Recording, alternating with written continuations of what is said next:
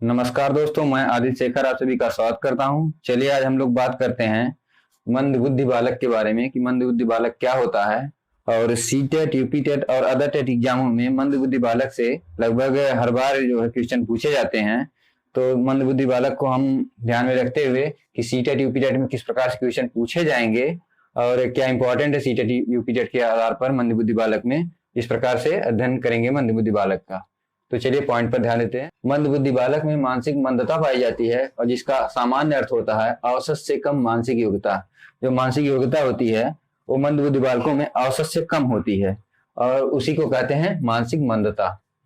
पहला point complete हुआ। इसके बाद अगला पॉइंट है, वे बालक जिनकी बुद्धि लब्धि सामान्य बालकों से कम होती है उन्हें मंदबुद्धि बालक कहा जाता है। मंदबुद्धि बालक मूड अर्थात डल, इंग्लिश में डल कहेंगे, होता है, इसीलिए इसमें सोचने, समझने और विचार करने की शक्ति कम होती है। तो इस प्रकार से वे बालक जिनकी बुद्धि लब्धि सामान्य बालकों से कम होती है उन्हें मंदबुद्धि बालक कहा जाता है।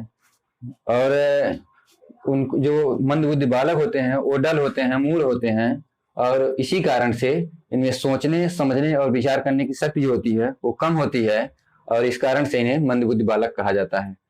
क्रो एवं क्रो के अनुसार जिन बालकों की बुद्धि लब्धि 70 से कम होती है उनको मंदबुद्धि बालक कहा जाता है। क्रो एंड क्रो महोदय कहते हैं कि जिनकी बुद्धि लब्धि 70 से कम है वो मंदबुद्धि बालक के अंतर्गत आएंगे। और उसके बाद है, फ्रेंडसन के अनुसार मंदबुद्धि बालकों की बुद्धि लब्धि 50 से 70 या 75 तक होती है।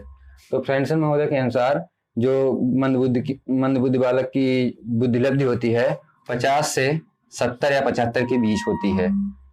और मंदबुद्धि बालक की विशेषताएं अगर देखा जाए तो मंदबुद्धि बालक की विशेषताएं जो है कुछ हमने पॉइंट में दिए हैं जो इंपॉर्टेंट है एग्जाम की दृष्टि से। तो पहला पॉइंट है मंदबुद्धि बालक की विशेषताओं में दूसरों को मित्र बनाने में अधिक इच्छा। ये जो मंदबुद्धि बालक होते हैं वो दूसरों को मित्र बनाने में अधिक इच्छा रखते हैं, दूसरों को अधिक मित्र बनाने की योग्यता रखते हैं, अधिक सोचते हैं मित्र बनाने के लिए। दूसरों द्वारा मित्र बनाए जाने की कम इच्छा। अगर दूसरा कोई उनसे मित्र बनना चाहता है तो उनसे वो इच्छा कम रखते हैं कि उनका मित्र वो बने। विद्यालय में असफलताओं के कारण निराशा। मंदबुद्धि बालक की बुद्धि जो होती है वो मंद होती है, इस कारण से विद्यालय में उन्हें असफलता मिलती है अनेक कार्यों में, पढ़ाई लिखाई और खेलकूद अन्य चीजों में। तो जिस कारण से असफलता मिलती है तो उन्हें उनमें निराशा का भाव प्रकट होता है।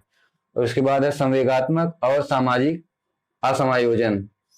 इनका जो संवेग और सामाजिकता होती है वो तो समायोजित नहीं होती है, वो कम या ज्यादा होती है। और अगला पॉइंट है, सीखी हुई बातों को नई परिस्थितियों में प्रयोग करने में कठिनाई। जो ये चीजें सीख लेते हैं कि अगर उनको बता दिया जाए कि का है तो वह का बनाना सीख लेंगे, परंतु एक बार उसको मिटा दिया जाए इसका का एक साइड का और ये कह दिया जाए कि इसको का बनाए तो नई परिस्थिति में नहीं समझ पाएंगे कि यहाँ से ऐसे निकाल दे तो का बन जाएगा। इस प्रकार से सीखी हुई बातों को नई परिस्थितियों में नहीं डाल पाते हैं और नए वातावरण में नहीं रह पाते हैं। जो सीखते हैं बस वही सीखे रहते हैं, नई परिस्थिति में नहीं प्रयोग कर पाते उस बात को। मान्यताओं के संबंध में अटल विश्वास। इनका जो है मान्यताओं के संबंध में अटल विश्वास होता है कि जो भी मान्यताएं होती हैं उनमें अटल विश्वास रखते हैं कि ये सही है। आत्मविश्वास का अभाव। इनमें आत्मविश्वास का अभाव होता है क्योंकि ये मंदबुद्धि होते हैं तो इन्हें सफलताएं बहुत कम चीजों में मिलती हैं, तो इनको यह शंका होती है कि जो हम करेंगे वो कर ही ले जाएंगे कि ये कंफर्म नहीं हो पाते, इसलिए इनमें आत्मविश्वास का अभाव होता है। और ये जो फ्रेंडसन महोदय कहते हैं उनके अनुसार यही विशेषता में भी है, 50 से 70 या 75 तक बुद्धि लब्धि। इनकी जो बुद्धि लब्धि होती है 50 से 70 या 75 तक होती है। तो इस प्रकार से इतने पॉइंट हैं जो एग्जाम की दृष्टि से इंपॉर्टेंट है, जो सी टेट, यूपी टेट और अदर टेट एग्जाम में पूछे जा सकते हैं। और यह क्वेश्चन कैसे पूछता है क्रो एंड क्रो वाला, इसको देख लीजिए। क्वेश्चन पूछेगा, जिन बालकों की बुद्धि लब्धि 70 से कम होती है उनको मंदबुद्धि बालक कहा जाता है, यह कथन किसका है? तो आप सीधा सीधा आंसर में टिक करेंगे क्रो एंड क्रो को।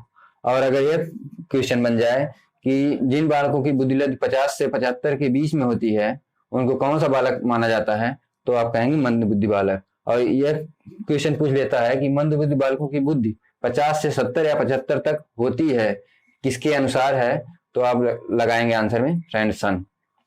और ये भी हो सकता है एक क्वेश्चन पूछ ले कि दूसरों को मित्र बनाने की क्षमता अधिक किन बालकों में पाई जाती है, तो आप सीधा सीधा मंदबुद्धि बालक में टिक करेंगे। इस प्रकार से क्वेश्चन बन जाएगा और यही सब क्वेश्चन पूछे जा सकते हैं। तो मंदबुद्धि बालक के बारे में आप लोगों को समझ में आ गया होगा अब तक की, और यही सब क्वेश्चन जो है एग्जाम में पूछे जाते हैं। इतने ही पॉइंट है मंदबुद्धि बालक से इंपॉर्टेंट है जो कि एग्जाम में पूछे जाते हैं। और इस वीडियो में बस इतना ही। अगर ये वीडियो पसंद आए तो वीडियो को लाइक कर दीजिए, चैनल को सब्सक्राइब कर दीजिए और बेल आइकन प्रेस कर दीजिए, जिससे हमारे लेटेस्ट अपडेट आपको सबसे पहले मिलते रहें। इस वीडियो में बस इतना ही। अब आपसे मिलेंगे अगली वीडियो में, तब तक के लिए नमस्कार।